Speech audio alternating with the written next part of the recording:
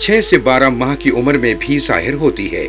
चूंकि ये बच्चे पैदाइश के चंद माह बाद ही खून की कमी का शिकार हो जाते हैं, इसलिए उनका रंग पीला पड़ना शुरू हो जाता है। बच्चा ज्यादा रोने लगता है, भूख में नुमाया कमी हो जाती है, जिगर और तिल्ली बढ़ जाने की वजह से पेट फूल जाता है।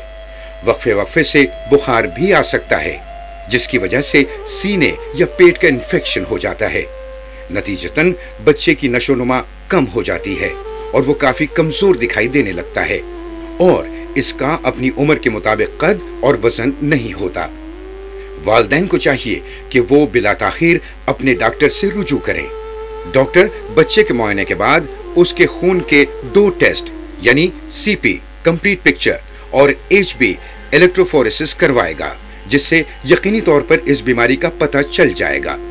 ये दोनों टेस्ट किसी मयारी और मुस्तनद लेबोरेटरी से करवाने चाहिए ताकि तशखीस में किसी किस्म का इबहम न रह जाए। बच्चे के वालिदैन को यानी माँ और बाप दोनों को भी ये टेस्ट जरूर करवाने चाहिए। अगर दोनों को मामूली थैलेसीमिया है तो ये इस बात की वाज़ेह शहादत है कि बच्चे को शदीद थैलेसीमिया की बीमारी है। शदीद थैलेसीमिया की तशखीस के साथ ही बच्चे को खून लगाना शुरू कर दिया जाता है, क्योंकि उसकी जिंदगी का इन्हिसार मुंतकिल खून पर ही होता है।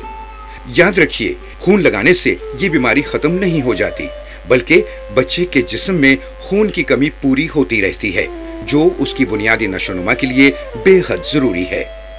खून लगवाने का इन्हिसार बच्चे के हीमोग्लोबिन पर है। खून लगवाने का वक्फा इब्तिदा में 4 से 5 हफ्ते होता है, लेकिन जैसे जैसे बच्चा बड़ा होता जाता है इस वक्फे में कमी आ जाती है और ये वक्फा कम होकर 10 से 15 दिन का रह जाता है। बच्चे को ऐसा खून दिया जाए जिसमें से पानी वाला हिस्सा यानी प्लाज्मा निकाल दिया गया हो, यानी बच्चे को सिर्फ सुर्खुलियों या पैक्ड रेड सेल्स दिए जाएं। लगाया जाने वाला खून तमाम किस्म के वायरस और बीमारियों से पाक हो, ताकि बच्चा खून लगने के नतीजे में किसी बीमारी और इन्फेक्शन का शिकार ना हो जाए।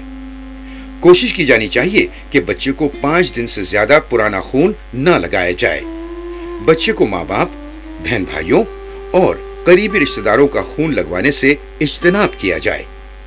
बच्चों के जिस्म में जो ज़ायद फौलाद जमा हो जाता है, उस फौलाद को जिस्म से कम किया जाए। हमारा मशवरा ये है कि इंजेक्शन भी लगाया जाए इन बच्चों को हफ्ते में कम से कम 5 दिन, और कैप्सूल भी दिया जाए उसके साथ साथ, ताकि भरपूर अंदाज में इनके जिस्म से ज़ायद आयरन कम कर दिया जाए। बाकायदगी से खून चढ़ाना थैलीसीमिया में मुब्तला बच्चों की जिंदगी के लिए इंतहाई जरूरी है, लेकिन ये इस मर्ज का मुस्तकिल इलाज नहीं है।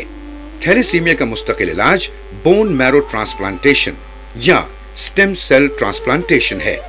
खुशकिस्मती से ये तरीका इलाज अब पाकिस्तान में भी मुतारिफ करवाया जा चुका है। वाहिद इलाज है, तरीका इलाज है कि जिससे थैलेसीमिया हमेशा के लिए ख़त्म किया जा सकता है। और